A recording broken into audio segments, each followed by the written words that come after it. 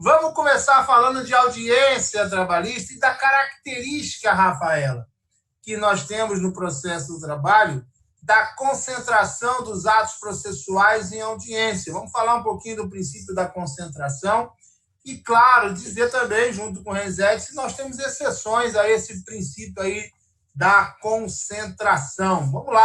Vamos iniciar. Bom dia, galera. Exatamente. Eu vou falar a regra e o professor Renzetti traz a exceção, complementando aqui a ideia do princípio da concentração.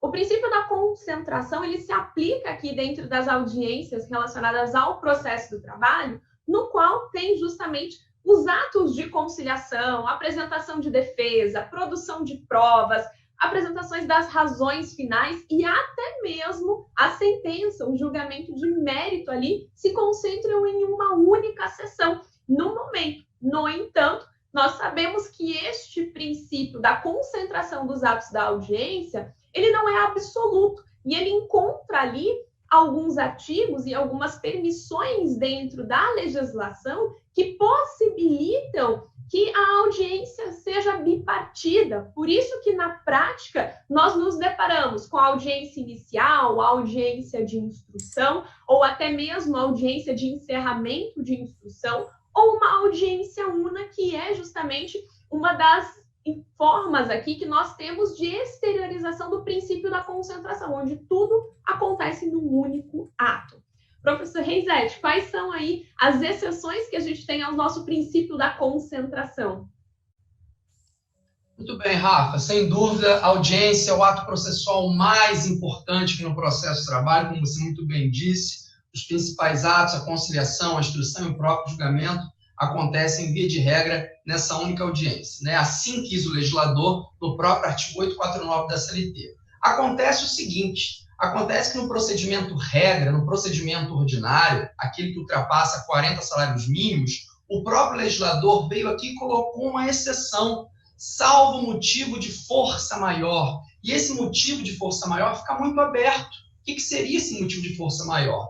Ora, na prática, só um parênteses aqui, a gente entende que uma pauta de audiência gigantesca já seria um motivo de força maior que levaria ao fracionamento das audiências. E aí, se nós formos fracionar, vamos ter, para o processo de trabalho, 3 audiências. A audiência inaugural ou de conciliação, a audiência de instrução em julgamento e também a própria audiência, que a gente chama aqui, né, na doutrina, de audiência de julgamento, que na verdade não é audiência nenhuma. É só para o juiz proferir a decisão, para o juiz proferir a sentença. O que mais marca a audiência inaugural ou de conciliação é a tentativa de acordo. Agora, se não for possível o acordo, é nesse momento que o reclamado apresenta a defesa. Estamos falando do processo físico também. No PJ a gente tem uma exceçãozinha que a gente pode comentar daqui a pouquinho. Na audiência de instrução ou em prosseguimento, é a audiência mais importante, a colheita de provas, é ali que eu vou tentar convencer o juiz. E também a audiência de julgamento, como eu disse anteriormente, que na verdade não é audiência nenhuma, é só para o juiz proferir a sentença.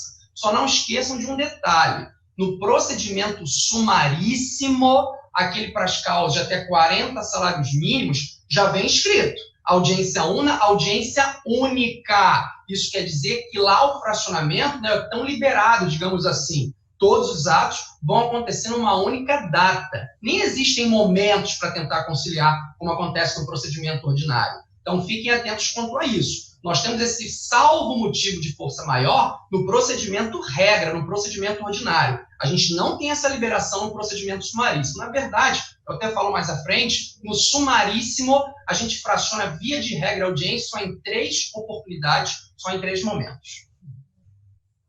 Muito bem, vamos lá então. Então, temos aí a exceção aí ao princípio da concentração dos atos processuais em audiência. Rafa, em relação à audiência, é bom você já falar do artigo 841, é um artigo que é muito cobrado na prova da OAB, não é isso? E também, tanto do artigo 841, a marcação da audiência, e depois também do horário normal para se fazer a audiência.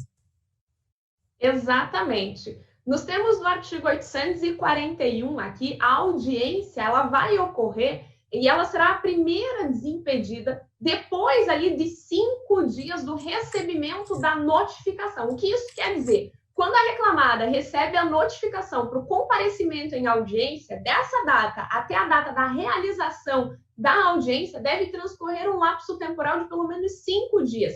Que tempo é esse? É um tempo